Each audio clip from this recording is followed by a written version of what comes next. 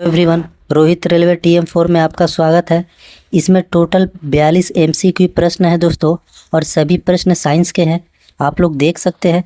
अगर आप लोग भी रेलवे ग्रुप डी की तैयारी करते हैं तो इस वीडियो को पूरा देखिएगा, और चैनल पर नए हैं तो चैनल को सब्सक्राइब कर दीजिएगा। चलिए आज का पहला प्रश्न देखते हैं। आज का पहला प्रश्न है कि चाय में उत्तेजित पदार्थ होता है। चाय में उत्तेजित पदार्थ कौन सा होता है दोस्तों? तो इसका सही उत्तर है ऑप्शन सी, थीन होता है। चाय में क्या होता है उत्तेजित पदार्थ? थीन होता है। निकोटीन किस में पाया जाता है? तो तंबाकू में। कैफीन किस में पाया जाता है दोस्तों? तो ये कॉफ़ी में पाया जाता है।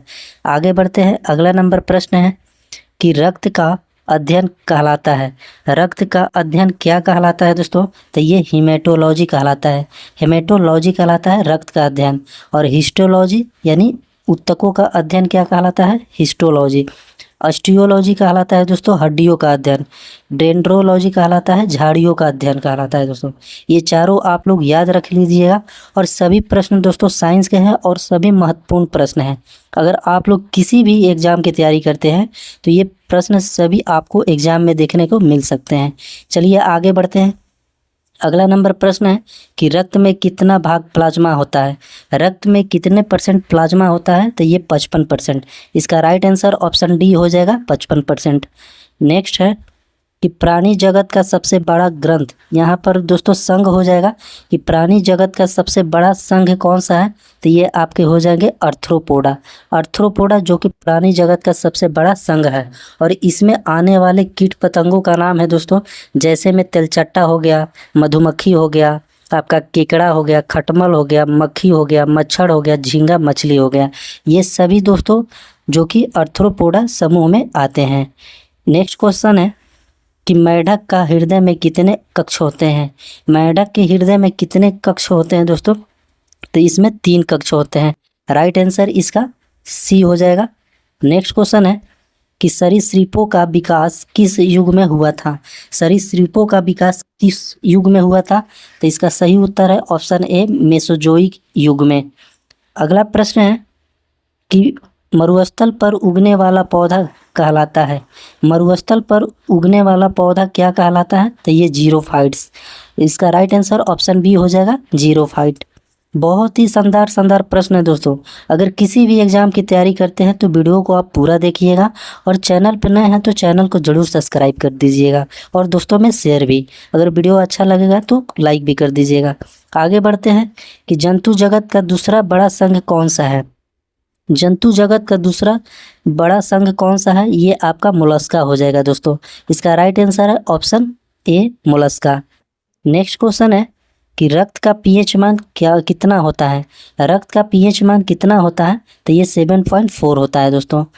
इसका राइट आंसर ऑप्शन ए हो जाएगा, 7.4। अगला नंबर प्रश्न है कि हीमोग्लोबिन में कौन सा तत्व मौजूद होता है।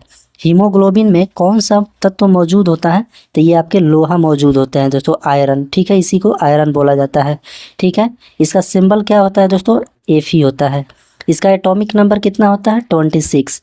आयरन का एटॉमिक नंबर 26, इसको Fe से डिनोट किया जाता है। आगे बढ़ते हैं। अगला नंबर प्रश्न है कि कॉकरोच के हृदय में कितने कोष्ठ होते हैं। कॉकरोच के हृदय में कितने कोष्ठ होते हैं? तो इसका सही उत्तर है दोस्तों ऑप्शन डी, 13 कोष्ठ होते हैं। आप लोगों ये दोस्तों देख लीजिएगा थोड़ा सा, लेकिन हमें लगता है कि इसका राइट आंसर हो जाएगा ऑप्शन डी, 13 कोष्ठ होते हैं कॉकरोच के हृदय में। अगला नंबर प्रश्न है कि मांसपेशियों को अस्थियों में जोड़ता है। मांसपेशियों को अस्थियों से कौन जोड़ता है दोस्तों? तो ये आपका टेंडन जोड़ता है। अगर हड्डियों को हड्डियों से जोड़ने में कौन सा भूमिका निभाता है? ये आपका लिगामेंट। मांसपेशियों को हड्डियों से जोड़ता है टेंडन, और हड्डियों को हड्डियों से जोड़ता है आपका लिगामेंट। अगला प्रश्न है कि ऊतकों के अध्ययन क्या कहलाता है। देखिए दोस्तों, ये क्वेश्चन आ गया कि ऊतकों का अध्ययन क्या कहलाता है।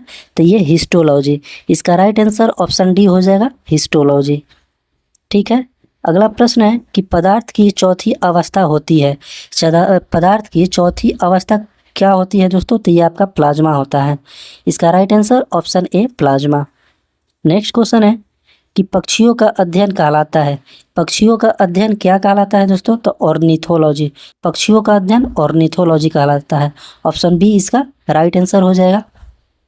देखिए दोस्तों, ये है रेलवे सामान्य विज्ञान के प्रश्न है। और ये टेस्ट पेपर 5 है, ठीक है। इससे पहले भी मैंने 1, 2, 3, 4 ये सभी टेस्ट पेपर करा दिए हैं। आप लोग को ये डिस्क्रिप्शन में जाकर देख सकते हैं और ये सभी आप लोग जाकर पढ़ लीजिएगा दोस्तों। और सभी बहुत ही महत्वपूर्ण प्रश्न हैं, ठीक है। ऐसे ही बहुत सारे टेस्ट पेपर हैं जिसमें आप लोग को बहुत ही शानदार प्रश्न देखने को मिल सकते हैं। और हो सकता है तो इसका मैं PDF या प्लेलिस्ट बना दूंगा, आप लोग वहां पर जाकर एक ही साथ वीडियो को देख सकते हैं। अगला नंबर प्रश्न है कि सबसे बड़ा स्तनधारी कौन सा है। सबसे बड़ा स्तनधारी कौन होता है दोस्तों, तो ये आपका blue whale. Right answer option A हो जाएगा, ब्लू व्हेल। अगला नंबर प्रश्न है कि दो न्यूरॉन के बीच की जगह क्या कहलाता है। दो न्यूरॉन के बीच की जगह क्या कहलाता है, तो ये आपका साइनेप्स कहलाता है। राइट आंसर ऑप्शन डी हो जाएगा, साइनेप्स। बहुत ही शानदार प्रश्न है दोस्तों कि दो न्यूरॉन की बीच की दूरी क्या कहलाता है, तो ये आपका साइनेप्स कहलाता है।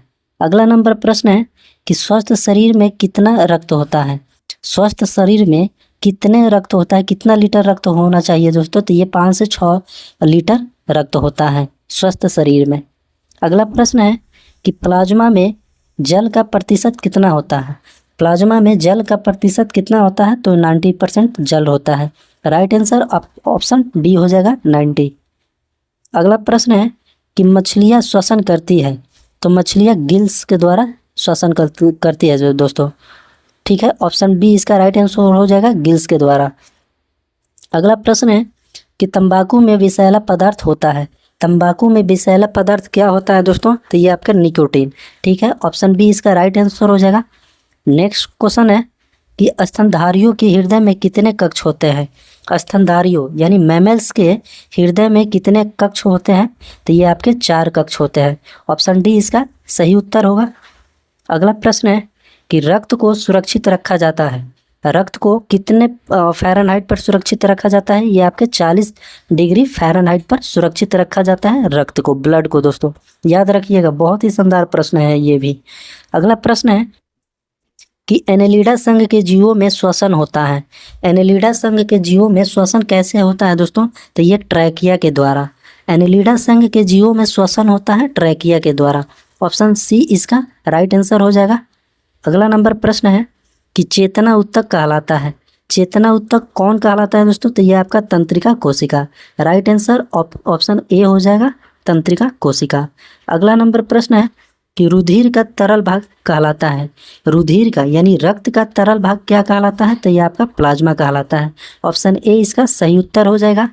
अगला नंबर प्रश्न है कि सबसे छोटा पक्षी है दोस्तों। सबसे छोटा पक्षी आपका हमिंग बर्ड। ऑप्शन सी इसका सही उत्तर हो जाएगा। अगला नंबर प्रश्न है कि ये मगरमच्छ का हृदय होता है। मगरमच्छ का हृदय कितना होता है, कितने कक्षीय का दोस्तों, तो ये आपके 4 कक्षीय का। देखिए दोस्तों, मगरमच्छ आपका रेप्टाइल्स है यानी सरीसृप है मगरमच्छ, ये मैमल्स नहीं है। मगरमच्छ आपका सरीसृप होगा, रेप्टाइल्स है, जो कि रेप्टाइल्स में 3 कक्षीय होते हैं, ठीक ना। हृदय कितने कक्षीय होते हैं, तो 3 कक्षीय, लेकिन इसमें अपवाद में है दोस्तों 4 कक्षीय होते हैं। मगरमच्छ में 4 कक्षीय हृदय होते हैं। ऑप्शन डी इसका सही उत्तर हो जाएगा। आगे बढ़ते हैं। अगला नंबर प्रश्न है कि मेंढक के हृदय में कितने कक्ष होता है। मेंढक के हृदय में 3 कक्ष होते हैं। ऑप्शन सी इसका सही उत्तर है। आगे बढ़ते हैं दोस्तों, अगर चैनल पर नए हैं तो चैनल को सब्सक्राइब कर दीजिएगा और दोस्तों में शेयर भी कर दीजिएगा। बहुत ही दोस्तों मेहनत लगता है एक वीडियो शूट करने में, वीडियो बनाने में। और वीडियो अच्छा लग रहा हो तो दोस्तों कमेंट जरूर करिएगा और वीडियो को लाइक भी कर दीजिएगा। आगे बढ़ते हैं। अगला प्रश्न है कि पौधों की वृद्धि के लिए कितने पोषक तत्वों की आवश्यकता होती है। पौधों की वृद्धि के लिए कितने पोषक तत्वों की आवश्यकता होती है, तो ये आपके 16 तत्वों की आवश्यकता होती है। सही उत्तर इसका ऑप्शन डी हो जाएगा, 16। आगे बढ़ते हैं। अगला प्रश्न है कि चट्टानों पर उगने वाला पौधा कहलाता है। चट्टानों पर उगने वाला पौधा क्या कहलाता है, तो ये लिथोफाइट्स कहलाता है। ऑप्शन बी इसका सही उत्तर है। नेक्स्ट क्वेश्चन है कि मॉर्फिन किससे प्राप्त होता है। मॉर्फिन किससे प्राप्त होता है, ये आपके अफीम के पौधे से। अफीम के पौधे से मॉर्फिन प्राप्त होता है। नेक्स्ट क्वेश्चन है दोस्तों कि शरीर में मांसपेशियों की कुल संख्या कितनी होती है। शरीर में, हमारे शरीर में मांसपेशियों की संख्या कितनी है, ये आपके 639 गो, 639, ठीक है। ऑप्शन डी इसका सही उत्तर है। अगला प्रश्न है कि मानव शरीर में सबसे छोटी मांसपेशियां है। मानव शरीर में सबसे छोटी मांसपेशियां कौन सी है? तो ये स्टेपिडियस। स्टेपिडियस इसका सही उत्तर हो जाएगा। तो मानव शरीर में सबसे छोटी मांसपेशियां कौन है? तो स्टेपिडियस। और सबसे बड़ी मांसपेशियां कौन है? Gluteus Maximus. सबसे बड़ी मांसपेशियां कौन है? Gluteus Maximus. आगे बढ़ते हैं। अगला नंबर प्रश्न है कि रक्त की मात्रा शरीर के भाग का लगभग कितना % होता है? रक्त की मात्रा जो होती है दोस्तों शरीर के भाग का लगभग कितना % होता है? तो ये आपके 7% होता है। ऑप्शन बी इसका सही उत्तर हो जाएगा। आगे बढ़ते हैं। अगला नंबर प्रश्न है कि कीटों का अध्ययन कहलाता है। कीटों का अध्ययन एंटोमोलॉजी कहलाता है। एंटोमोलॉजी कहलाता है। ऑप्शन बी इसका सही उत्तर है। नेक्स्ट क्वेश्चन है कि प्रोटोजोआ संघ के जीव कौन कौन से हैं? प्रोटोजोआ संघ के जीव कौन है दोस्तों? तो ये आपका अमीबा भी है, यूग्लिना भी है, पैरामीशियम भी। ये तीनों प्रोटोजोआ संघ के जीव है दोस्तों। ये भी बहुत शानदार प्रश्न है। प्रोटोजोआ से भी, बायोलॉजी से भी प्रश्न बहुत आते हैं प्रोटोजोआ से, ठीक है, याद रखिएगा। तो ऑप्शन डी इसका सही उत्तर है। नेक्स्ट क्वेश्चन है कि रक्त की प्रकृति होती है, रक्त की जो नेचर है वो कैसा होता है दोस्तों? ये आपका क्षारीय होता है। क्योंकि जो हम लोग pH स्केल देखते हैं तो ये 7 से अगर ऊपर रहेगा, 7 से 8 अगर रहेगा तो ये आपका क्षारीय हो जाएगा। अगर 7 से नीचे अगर रहेगा 6, 5, 4, 3 कुछ भी रहेगा तो वो आपका अम्लीय हो जाएगा। तो 7 से ऊपर है तो रक्त का pH मान 7.4 होता है, तो ये क्या हो जाएगा दोस्तों? ये क्षारीय हो जाएगा। ऑप्शन बी इसका सही उत्तर है। आगे बढ़ते हैं। अगला नंबर प्रश्न है कि निम्नलिखित में से कौन कीट नहीं है? निम्नलिखित में से कौन कीट नहीं है दोस्तों? यानी इंसेक्ट नहीं है तो आपका मकड़ी हो जाएगा। बाकी ये तीनों है, जो कोई तितली हो गया दोस्तों, तिलचट्टा हो गया, मच्छर हो गया, ये तीनों इंसेक्ट है या मकड़ी इंसेक्ट नहीं है। नेक्स्ट क्वेश्चन है कि मेढक का लार्वा क्या कहलाता है? मेढक का लार्वा क्या कहलाता है दोस्तों? तो ये आपका टेडपोल कहलाता है।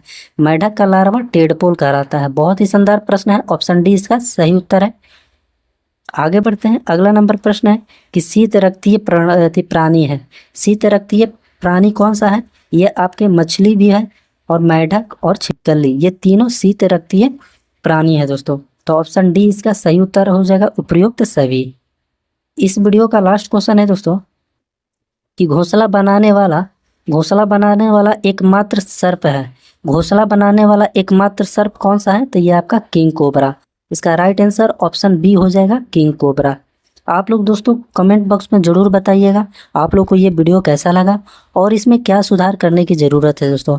अगर हमसे कहीं भी त्रुटि होता है दोस्तों, कहीं भी गलती होता है तो आप लोग हमें क्षमा करिएगा, क्योंकि गलती हर इंसान से होता है। और हम सोच रहे हैं कि आप लोग को बहुत ही बढ़िया प्रश्न लाएं और आप लोग को एग्ज़ाम में वैसा ही क्वेश्चन लड़े, ठीक है। ये आपका बहुत ही बहुत ही इंपॉर्टेंट प्रश्न है। ऐसा आप लोग पढ़िएगा तो आप लोग को पढ़ने में भी मन लगेगा और भी जागरूक होइएगा। और एग्ज़ाम में ऐसा ही प्रश्न आ रहे हैं दोस्तों। साइंस के बहुत कम प्रश्न आ रहे हैं, लेकिन ग्रुप डी में आपको बहुत ही शानदार प्रश्न आने वाले हैं, वो भी 10th लेवल का। आप लोग NCERT का बुक ज़रूर पढ़ लीजिएगा, ठीक है। तो चलिए आज के क्लास में इतना ही। जय हिंद।